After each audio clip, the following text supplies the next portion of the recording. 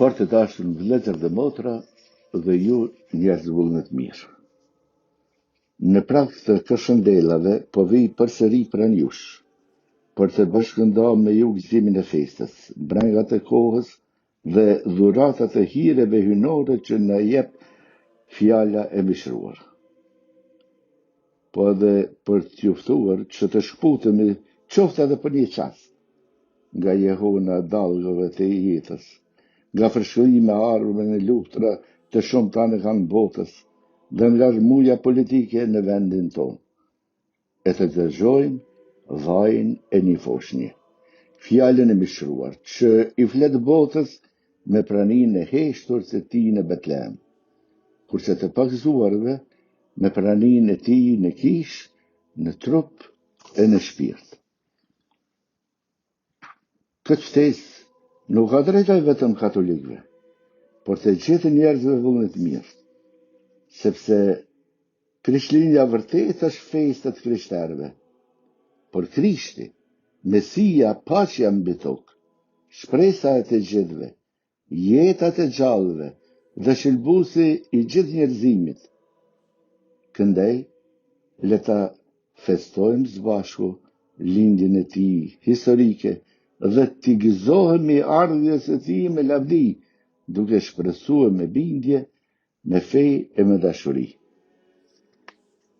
Sot bota po përballet me frikën e shkatërrimit, sepse ka mbetën pa dashuri, po flet me gjuhën e urrejtjes, po arsyeton me forcën e armëve, sepse ka humbur fuqinë e arsyes dhe po merr vendime sipas interesave të fortëve e jo sipas drejtësisë dhe të vërtetës. Njërisht, kjo mënyrë e arsyetimit, kjo formë e veprimit dhe kjo qasje ndaj njëri tjetrit po merr vazhdimisht jetë njerëzish. Ka plagosur rënd ndërgjegjen morale të botës dhe po shkatërron shpresën e brezave të rinj.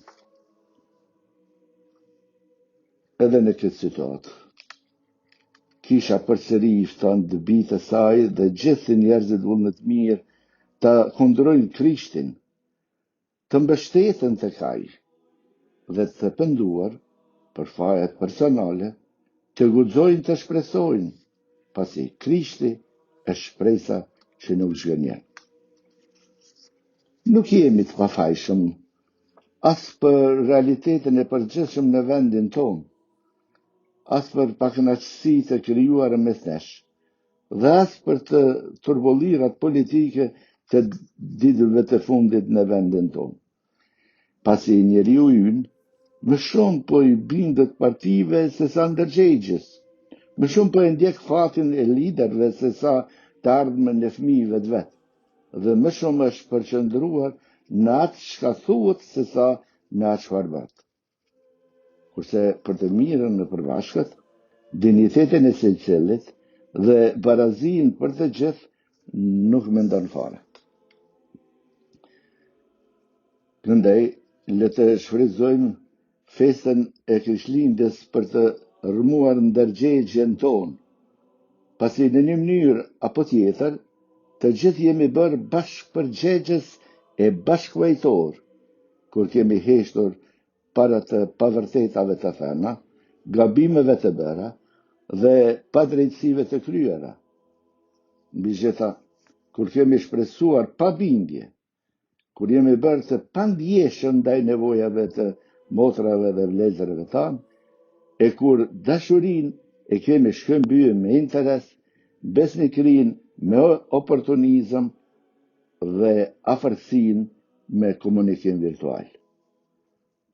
Ndërsa, po përcjell këtë porosi për një festë kaq madhnueshme, e ndjej të nevojshme t'ju ftoj që në zgjedhjet e pas Krishtlindjes të jemi të përgjegjshëm për të ardhmen tonë dhe të kontribuojmë të gjithë në restaurimin e gjendjes së jetuar gjatë këtij viti, duke kryer obligimin qytetar dhe duke ndjekur zërin e ndërgjegjes.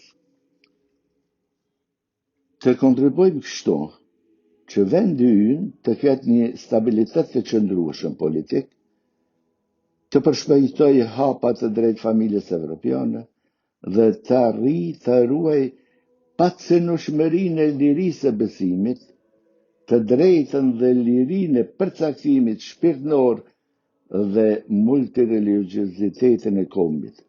Megjithatë, dashurinë dhe afërsinë e bashkëjetesën ndërvëllazërore mes nesh, që është trashëgimia më e çmueshme për të parëve tanë.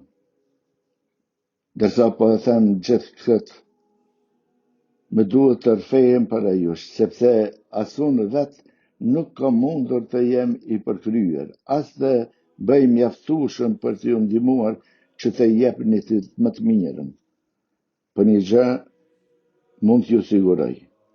Gjatë gjithë kësaj kohe kam ndier barrën e përgjegjësisë për ju, për jetët tuaja, për paqen në zemrave tuaja dhe për kujdesin baritor të shpirtnave tuaj.